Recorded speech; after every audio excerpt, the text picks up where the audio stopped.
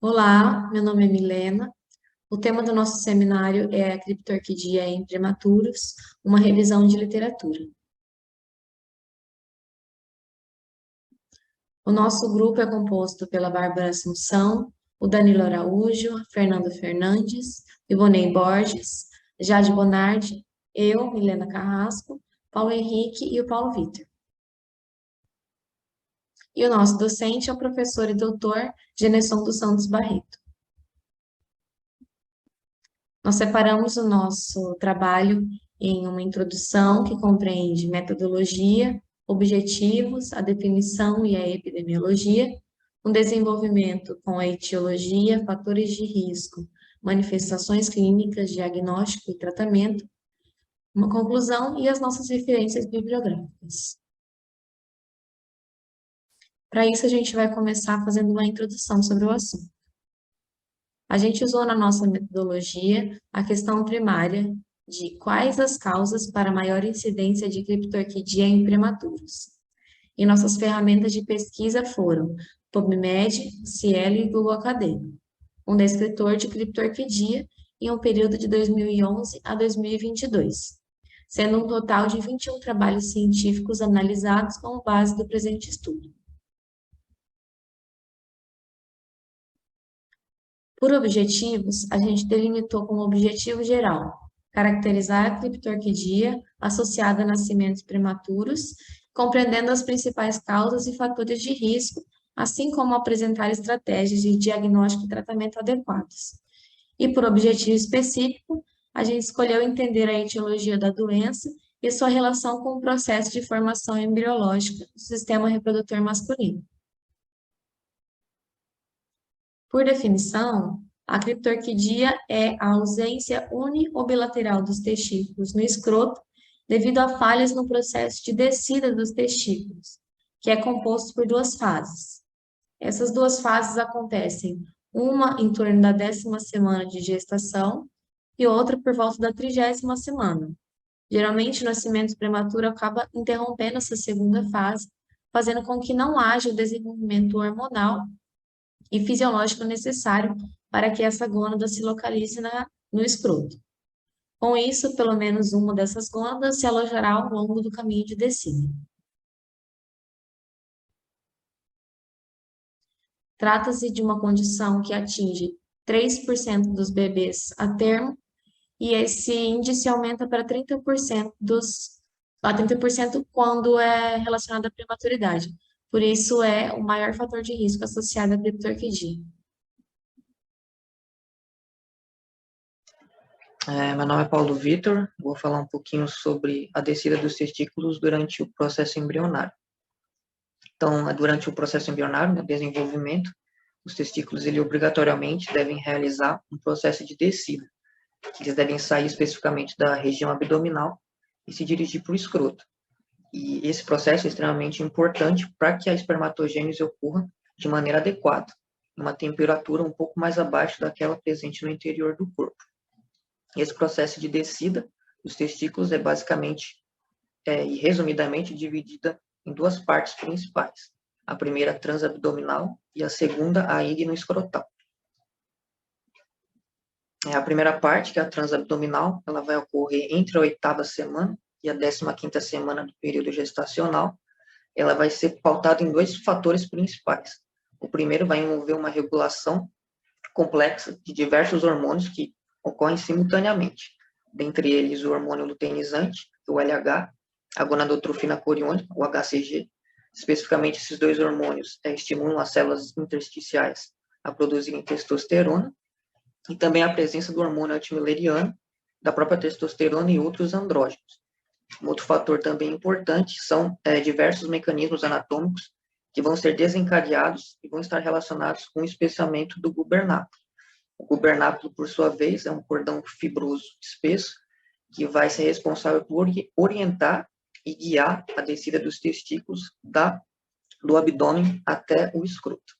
E no caso especificamente desse espessamento do gubernáculo que ocorre nessa primeira fase, é regulado por uma proteína semelhante à insulina, denominada INSL3. A segunda e última fase acaba sendo complementar à anterior, A fase inguino-escrotal, ela vai ocorrer da 25ª à 35ª semana do período gestacional. E ela vai se caracterizar principalmente pelo crescimento e pela elongação do gubernáculo. Todo esse processo vai ser regulado especificamente por um peptídeo denominado CGRP. Durante o aumento do gubernáculo, vale ressaltar que ele também passa a conter um alto número de receptores andrógenos, fazendo com que vários hormônios consigam interagir com ele e realizar o processo final de descida do testículo até a região do escroto.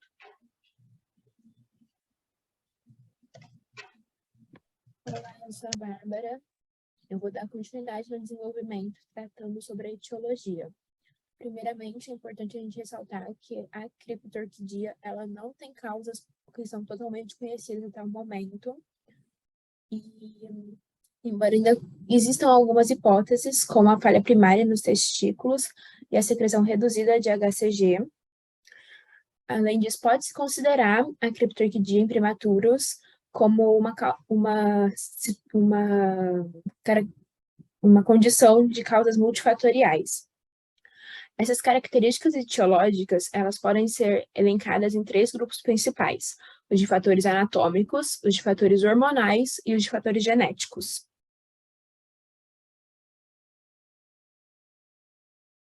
Entre as causas anatômicas, tem-se o processo vaginal patente e a hérnia inguinal, que são presentes em 90% dos casos, anomalias no testículo, epidídimo e ducto deferente, além da fixação inadequada do gubernáculo e anomalias no canal inguinal.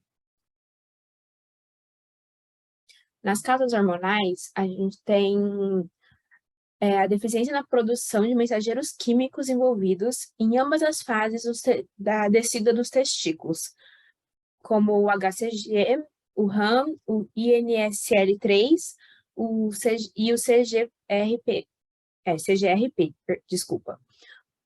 E já nas causas genéticas, nós temos uma influência de outros 2 fatores, principalmente por conta da mutação de genes regulatórios no desenvolvimento do testículo, como é o caso dos genes ARX, GATA4, SOX9 e SRY, entre outros genes também.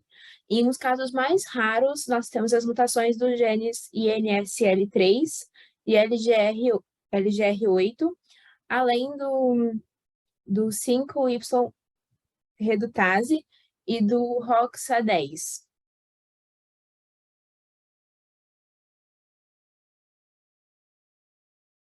Olá, meu nome é Danilo e eu vou falar um pouquinho sobre os fatores de risco. Além desses aspectos etiológicos que já foi mencionado, existem fatores de riscos tanto ambientais quanto genéticos que aumentam a incidência desse quadro. Entre eles, a gente pode mencionar o tabagismo materno, que eleva em até 1,17 vezes a chance do feto apresentar a criptorquidia. Também temos o consumo de álcool materno, que também é um fator de risco. A diabetes mellitus gestacional, o baixo peso do feto também é um fator de risco, e o baixo peso, a gente está falando de abaixo de 2,5 quilos. Uma insuficiência placentária também entra como um fator de risco. A exposição a compostos organoclorados, e a principal é a prematuridade, que representa cerca de 30% dos casos de criptorquidia. Uma coisa interessante é que a gente pode ter uma combinação de fatores de risco que acabam elevando a incidência, como é o caso de uso de substâncias, como o álcool, por exemplo, como eu mencionei, quando a gente tem, por exemplo, a síndrome de Down, que também é um fator de risco. Nesses casos, a taxa chega a ser de 55% dos fetos que apresentam que apresentam síndrome de Down e que a mãe fez consumo de álcool durante a gestação.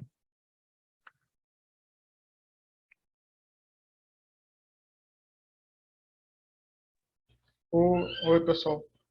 Sou Ivonei e eu vou falar um pouco sobre as manifestações clínicas da criptorquidia.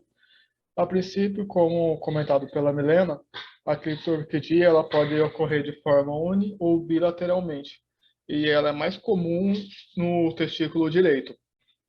E, além disso, as manifestações clínicas elas variam de acordo com o nível que o testículo parou em sua descida.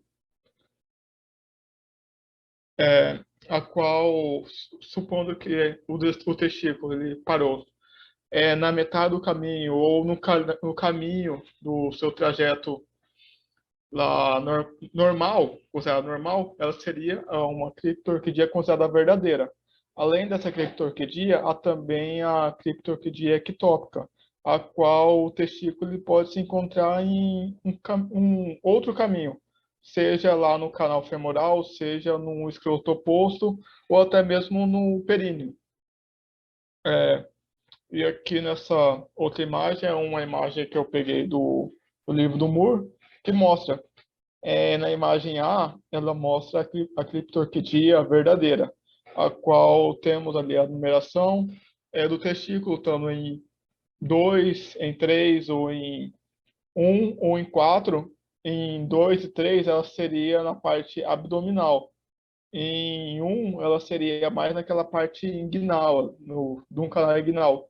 E em 4, ela seria um pouco superior à bolsa escrotal, considerada criptorquidia, porque ela não está no local dela que era para estar, que seria lá no escroto. E já na imagem B, é a criptorquidia ectópica, qual o testículo ele pode estar em qualquer outro caminho, desde que não seja o caminho que ele percorreria. Ou seja, ele pode estar ali no canal femoral, ele pode estar do lado oposto ao que ele era para estar, ele pode estar abaixo também, ele pode estar naquela região do períneo, e dentre outros. Pode passar. E agora passaremos para o diagnóstico. Eu sou a Jade, eu vou falar um pouco sobre o diagnóstico, né, como ele é feito nesse caso de criptorquidia.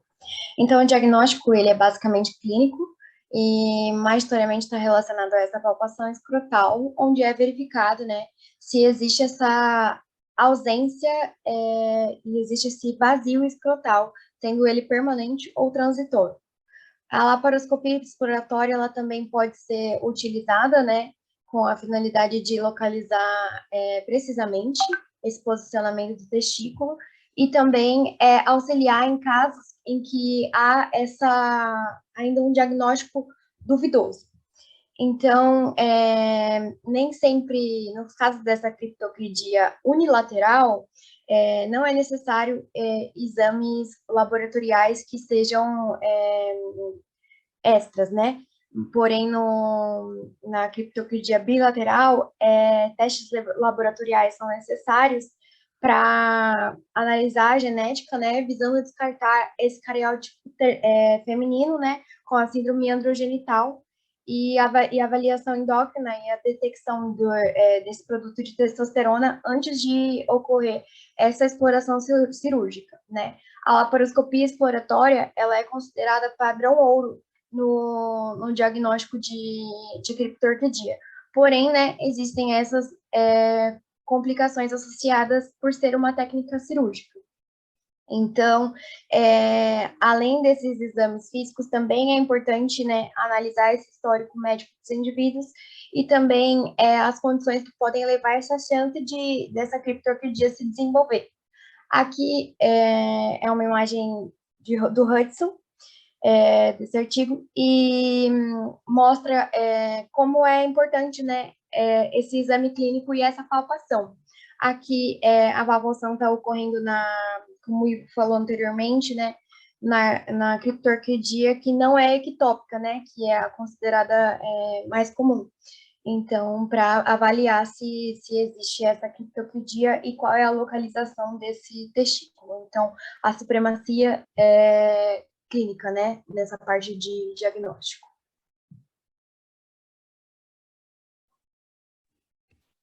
Meu nome é Paulo e eu vou falar um pouco sobre o tratamento da criptoquirdia. Na prática clínica, né, a escolha do tratamento inicial, ela geralmente ela é baseada na idade de apresentação e também na localização da criptoquirdia. A espera vigilante, ou seja, aquela espera com um acompanhamento clínico, ela pode ser usada em meninos menores de 1 ano, com testículos baixos, né, onde a descida espontânea, ela continua sendo uma possibilidade realista, mais atual.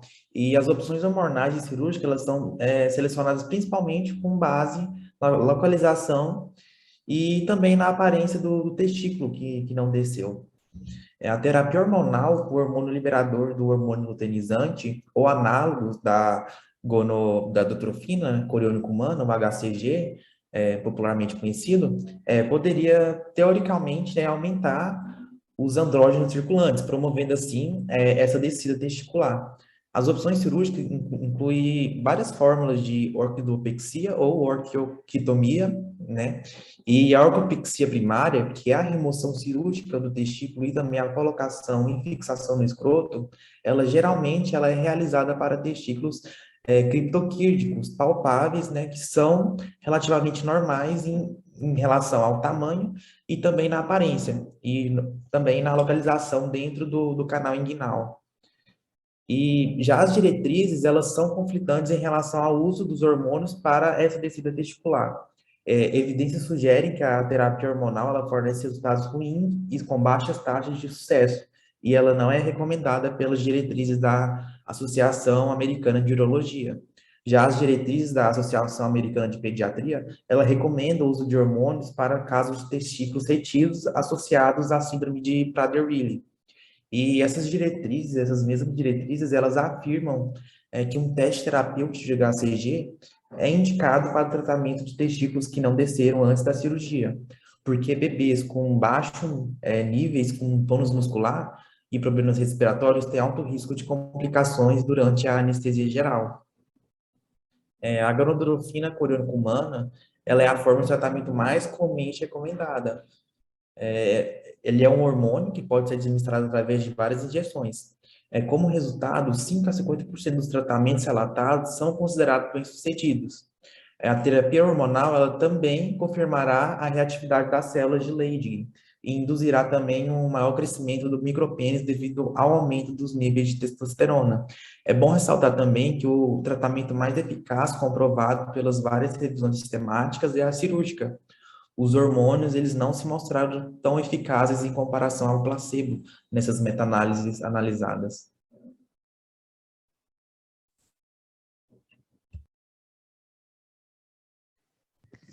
Olá, eu sou a Fernanda e vou apresentar a conclusão para vocês.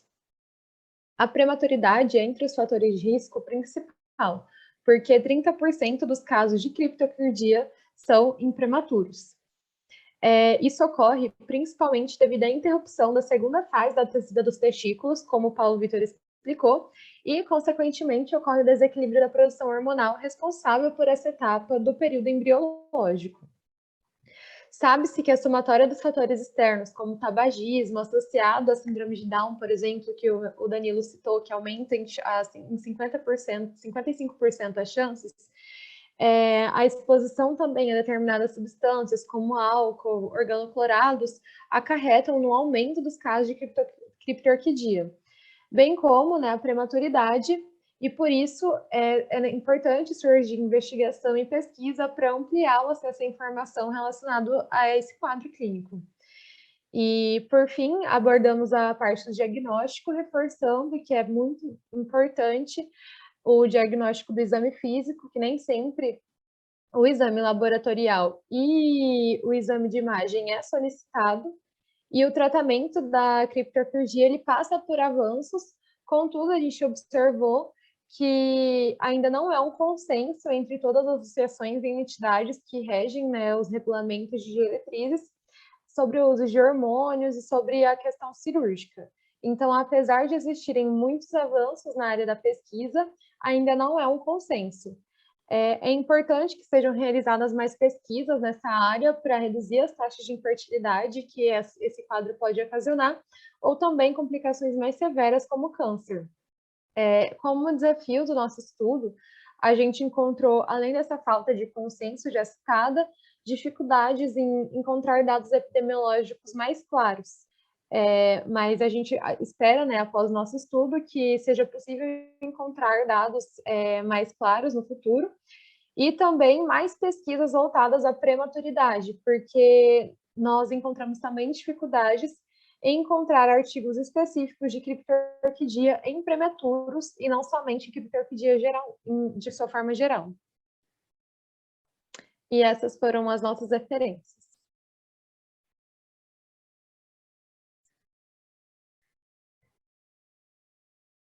É isso, gente. Muito obrigada pela atenção. Obrigada a todos. Muito obrigada.